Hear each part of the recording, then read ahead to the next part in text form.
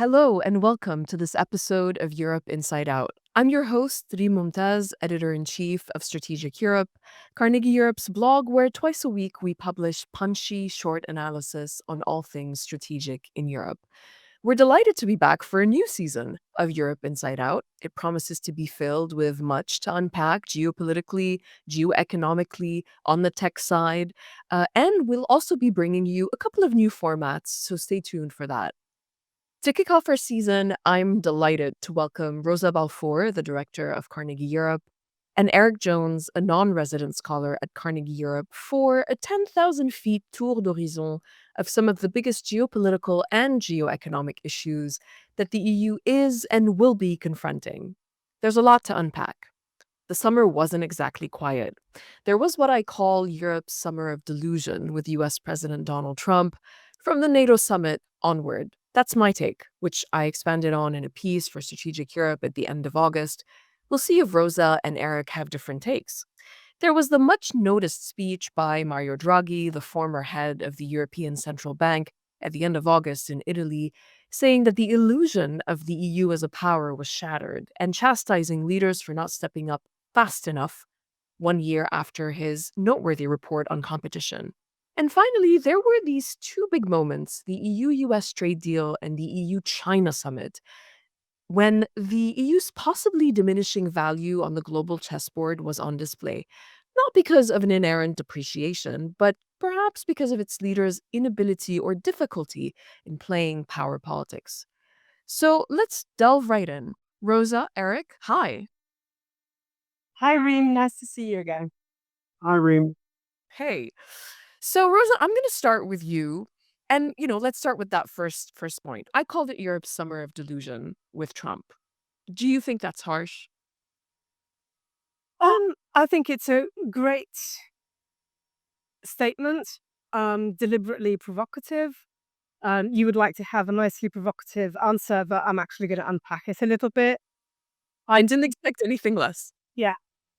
So I think, we need to look at the events of the summer, and to me, there's sort of three blocks to it.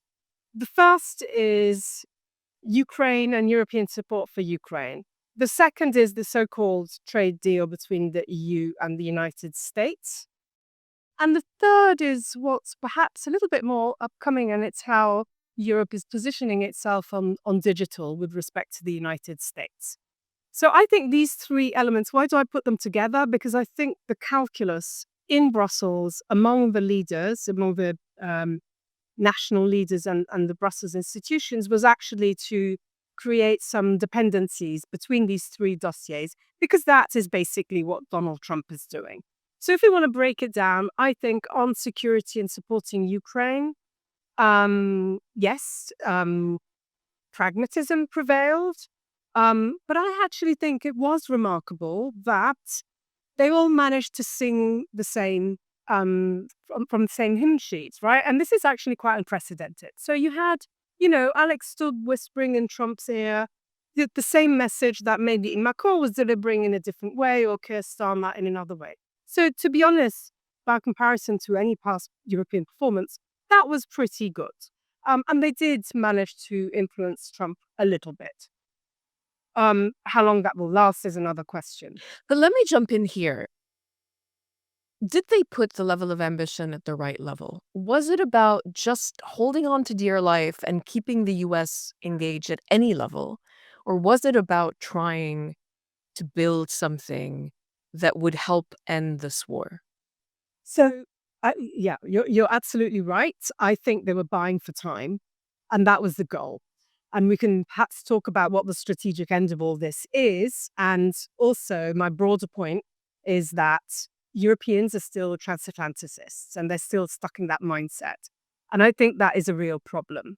But so there's a sort of long-term issue there. There's an issue of how international relations and the transatlantic relationship is viewed and felt in Europe and in the US as well.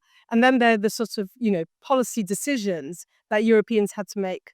I wouldn't say quickly because it was all on the cards, but, things did move rather quickly over the summer. On trade, I think And this is certainly how the EU leadership has solved this. They said we've had to give in on trade because we needed the US for security reasons. And this is how they've solved it. Here, I think it was rather humiliating. I think the EU decided deliberately not to use its power, which it has, with respect to the United States. I would also say that a lot of Europeans are not very happy with this. They feel a sense of humiliation.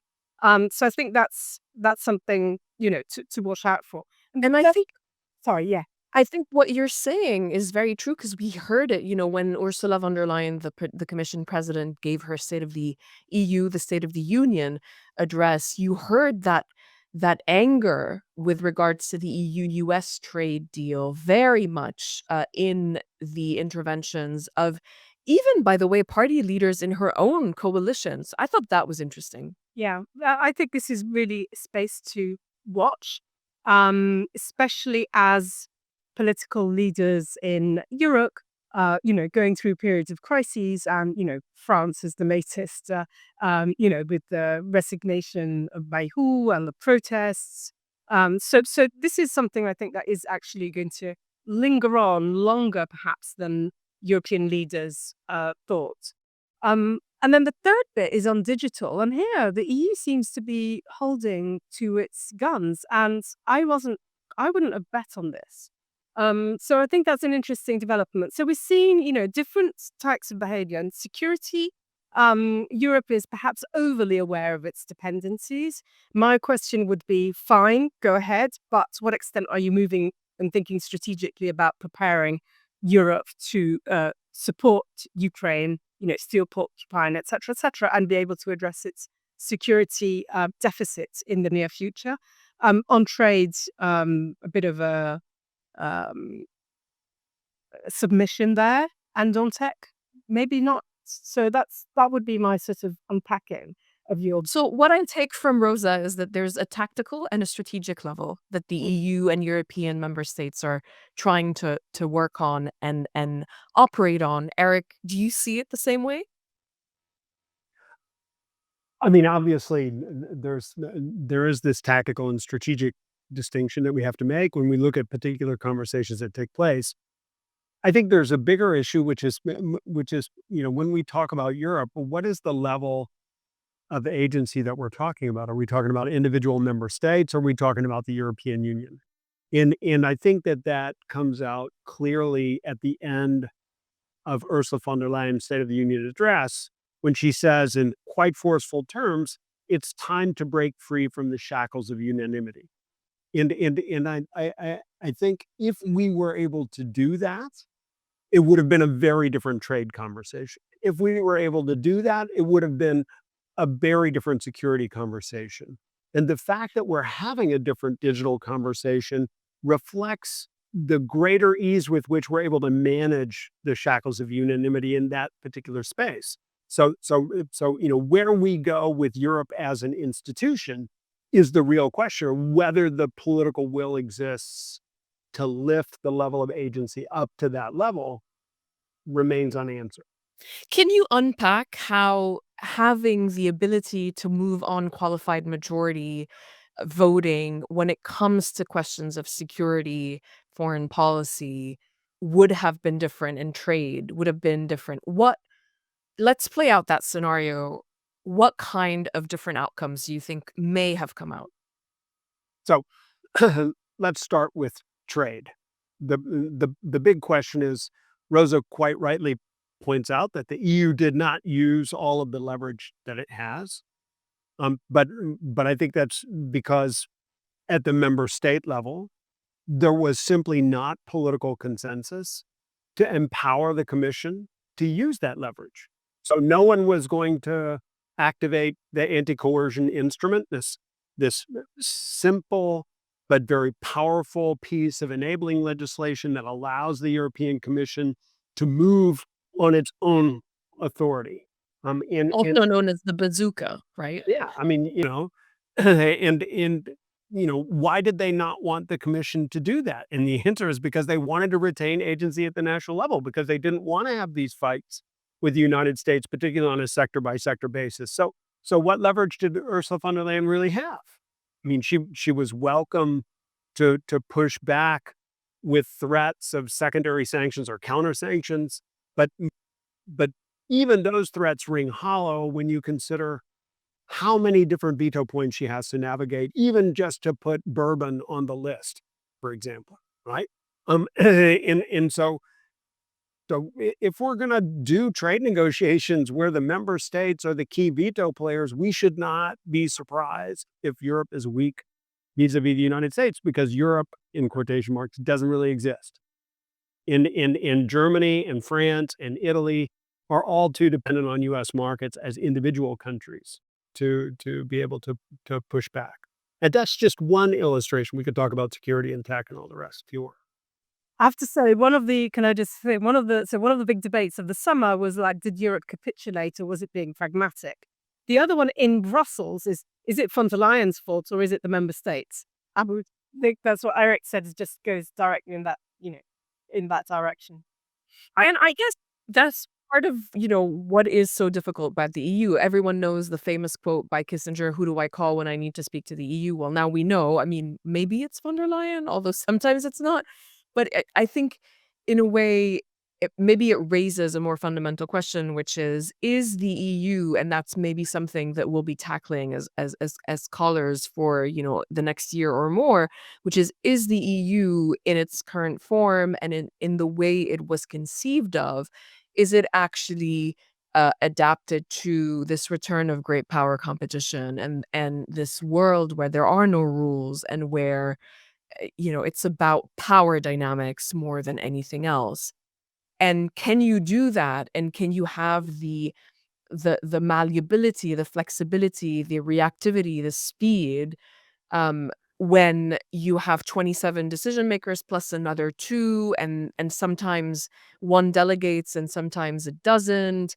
I just wonder if that isn't going to become a bigger issue. And I'm looking at you, Erik, in particular. Well, I mean, it is a bigger issue. That's why von der Leyen finished her speech on that, right? She starts the speech with a human story about Ukraine, and she ends her speech with her own version of Independence Day, right?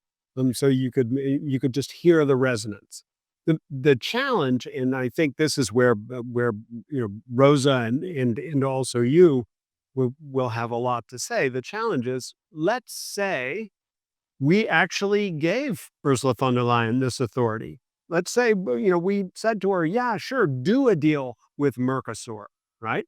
What would happen in French domestic politics if French politicians were allowed to say, yeah, sorry, but now you have to face Brazilian agricultural producers because somebody in Brussels decided that that was the right way to go, dot, dot, dot, right? I mean, I just don't think that's going to be a great outcome. And we could say the same thing about Ukraine, right? I mean, the litmus test is always Poland. Poland has been so generous receiving Ukrainian displaced persons and placing them under temporary protection and bringing them into Ukrainian society. They've been so generous. But they also have farmers, and they're completely obsessed with what is going to happen to the Polish farming community if Ukraine is integrated into Europe. So on the one hand, you would think, okay, Ukraine would love, or Poland would love to have Ukraine in the European Union, and in social cultural terms they would. But on the other hand, you can understand that in domestic political terms, bringing Ukraine into the European Union would be absolutely toxic for the current government. And so how do we reconcile these tensions? I think this is the dilemma that Europe faces, and whether they find the political will to bring the domestic and the European together in a way that is actually cohesive and resilient is the heavy lift. So, Rosa, you've worked a lot on the Draghi report and all the slew of reports that came out last year, and earlier in 2025, relating to all the ways that the EU has to change and has to get with it and get faster at doing certain things. I was struck by that speech by Draghi. I didn't expect him to be that harsh and that blunt and that publicly on the record. When he says the illusion of EU power is shattered, he's not saying it's shattering. He's not saying it's in danger. He said it's shattered. I really want your take on that. What did you think when you first heard it? And what have you thought about it since? Yeah, I have to say I wasn't surprised because I've been watching Draghi get increasingly irritated in every public speech that he gives. And I think irritation really is the right word because, he's come up with this long list of policy recommendations, which, perhaps have even been too uncontroversial in the sense everybody says, yeah, we've got to do this. And very, very little has been done. And it's been estimated that only 10% of those recommendations are in the beginning phase of being implemented.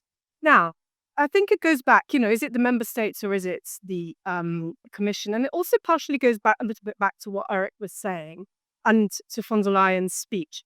You know, there is a joint responsibility in the inability of Europeans to upgrade, innovate um, the political economic model, right? It's not just about competition with the United States. It is about the fact that, Germany has been subsidizing for decades an automobile sector that has failed to innovate and to meet the climate challenge. So now we have problems with, Chinese EVs. Well, it's not surprising, right? Who do we want to blame for this? And a lot of people will blame the Commission. The Commission will say, no, it's the member states. So, there's an issue there. These things, we talk about Ukraine, we talk about trade deal, we talk about, all sorts of, big topics that really upset people. But unless Europe actually manages to do something about its economic growth, about its demographic problem, its declining demography, there's no Europe to speak of in the future. So, whether it is qualified majority voting or something else, the risk is that the European Union really becomes irrelevant. And so, in this sense, how do you? And that's why I'm a little bit perplexed by von der Leyen's speech yesterday that Erik was referring to, because her solution seems to be appealing for unity and compromise. We need to get over the various differences that are holding back Europe from what it needs to do. And this is certainly the case, but I'm not hearing from her, nor from anyone else, a real positive case for why it is that if we do certain things together, we'll get better results, number one. Number two, I'm not hearing a debate about what really needs to be done at the European level and what could be done at other levels. And, von der Leyen in her speech talks a lot about housing, and I just don't get what the EU has to do with housing. To me, housing is very much a local problem, and where the EU can perhaps be helpful is putting some financial resources so that local authorities can address housing questions. So maybe actually, instead of proposing more of the same policy solutions or more of the Draghi report, we actually need to start thinking about how to rethink the social and political contract in Europe to make it fit for the 21st century. I just don't see that debate happening. I don't even see it in, sort of our circles, think tank circles or academic circles. Maybe we just need to change the terms of the debate and come up with some more um, uh, compelling ideas that will draw European citizens a bit more interested, get them more interested in questions of governance and where it is the appropriate level to make decisions, be it about Ukraine or be it about housing. I'm really struck by what you just said, which is that decades into this EU project, construction, we still have, member states among themselves in their discussions, whether it's in the council or at the commission level, they still have to make the case for why being together is better than doing things alone. I think that's a fundamental weakness in many ways, and it's perhaps not necessarily always articulated in these terms. I'm just very struck by this way that you articulated it, and it's definitely food for thought. I wanted to, take an opportunity here to just remind our listeners who may not have the Draghi report in mind what he had said. Basically, he put forward a plan to boost competitiveness, and as Rosa just said, it wasn't very controversial. It was ambitious. So he was talking about continental scale investments in infrastructure, a revamped energy grid, coordinated military procurements to start weaning the bloc off of U.S. arms, dependence, given the, let's say, varying reliability levels of the U.S. administration right now, and then a unified financial sector that can pour capital into EU tech startups. And I was struck, and Eric, I'd love to get your take on this. In his speech, he basically said the EU was made for a world of free markets and opening new markets, and it hasn't adjusted to a world of geoeconomics and to a world where geoeconomics and security and the security and stability of supply chains uh, is more at the heart of international trade relations. Do you think that's a fair assessment? So I think I would say two different things. One is I'm going to punish your listeners by saying, when we read the Draghi report, we have to remember to read the Draghi report in the context of the whole trilogy, right? So you can't just go in and read, the Go ahead, spike the other ones. you can't just read the two towers. You've got to start with the fellowship and you got to end with the return of the king, right? And so you've got to start with the Letta report on the internal market, which is all about explaining how Europe is more than just an economic entity. Uh, then you get to the Draghi report where he says if we want to compete as a hybrid entity that does lots of different things, we have to break what are standard economic rules. We can't just have a competitiveness policy that assumes the functioning of a level playing field. We have to move that policy to allow us to have concentration in defense industries so that we can protect ourselves. And we have to move that policy to do the things you were talking about, Rym. Have an industrial policy so that we can compete in areas that have the most value added. Otherwise, if other countries aren't playing by the rules, we will lose out, right?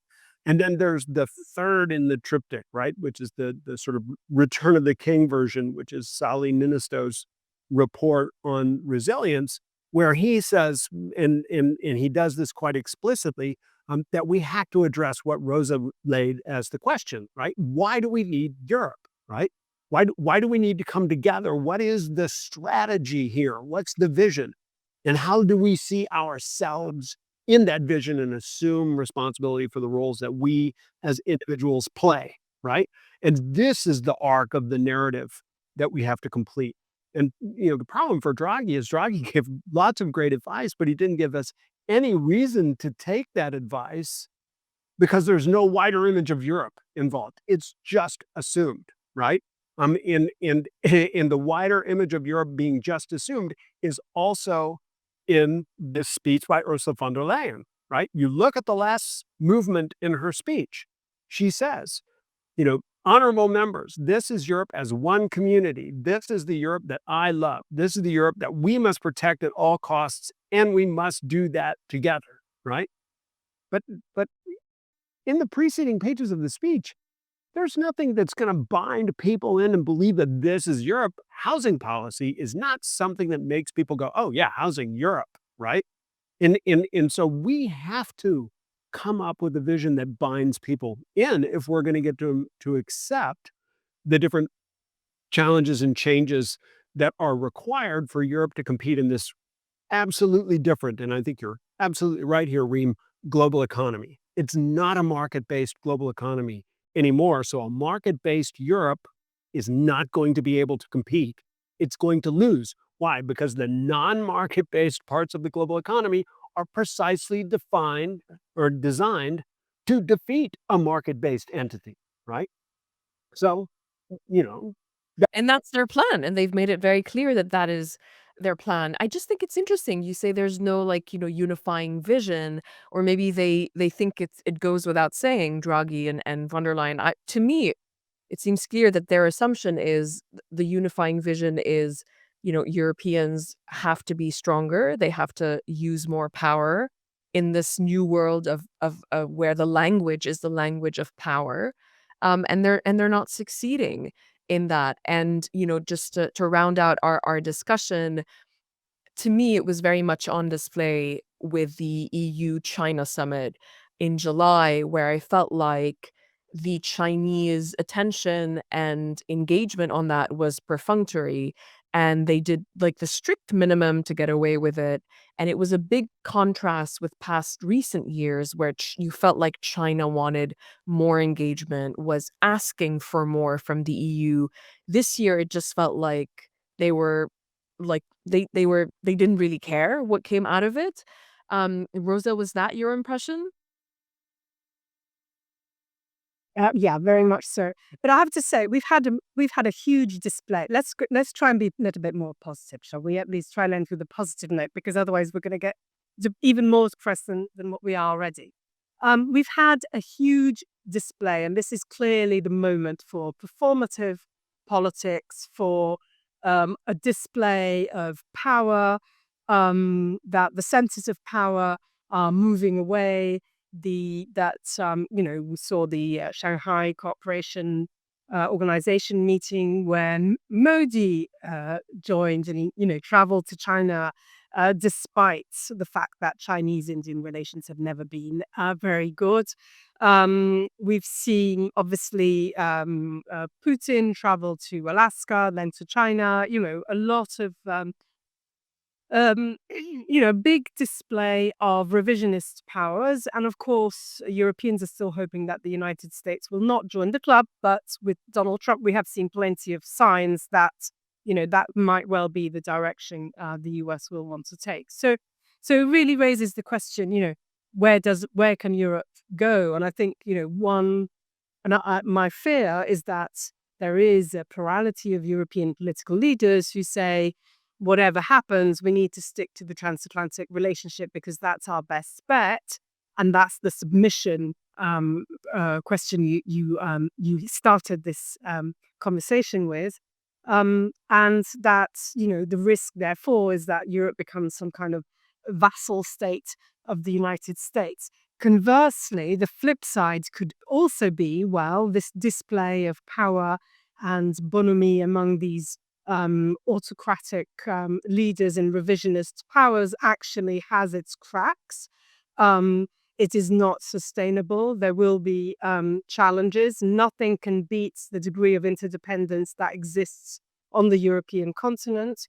We do need to focus on carrying out some reforms and breed some success. And, the confidence that if Europeans do find some solutions to some of their problems, success will breed success, and it will continue to be a model also for other countries. And I think a model or a potential part of interest, attractive. And I think one of my issues with the trade deal with the United States is also, it's not just what does it mean for Europe, but it's also what does it tell other countries. Is Europe going to be a country, an organization that is going to continue promoting, for instance, WTO rules and the rules-based order or not? Does Europe have the ability to, for instance, engage in a conversation with India, which is the big rising power? It's not China anymore. India is the big rising power.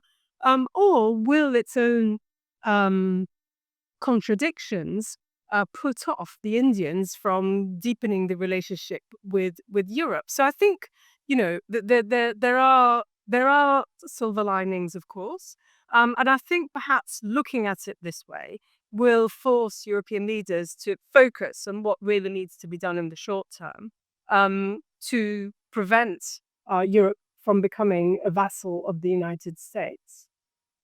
So, the point of having this discussion at the beginning of this season was to leave our listeners with paradigms or prisms to look through throughout the year, to read the various, unexpected and expected events that are going to happen. And just to wrap up a bit, is it better to be working on a tactical level, or do they need to always be operating on a strategic level? Can they do both at the same time? Is there a unifying vision for Europe? Do we need to still be making the case for why working together on some of these things is better? Is there a need to move to qualified majority and to have more flexibility and give more power to the Commission on some things? All of these, I think, questions are, big questions that we don't have answers to, and our aim isn't to answer all of them. But we hope that we've given, I think, our listeners a way to think through the year, and we'll go back to all of these themes as the year goes on. Thank you so much, Rosa and Erik, for joining me and for sharing your insights with our listeners. For And thank you, our listeners, for joining us. For joining us on this episode of Europe Inside Out. For those who are interested in learning more about Europe's role on the global stage, I encourage you to follow the work of Carnegie Europe on X and LinkedIn. Our producer is Mattia Bagherini.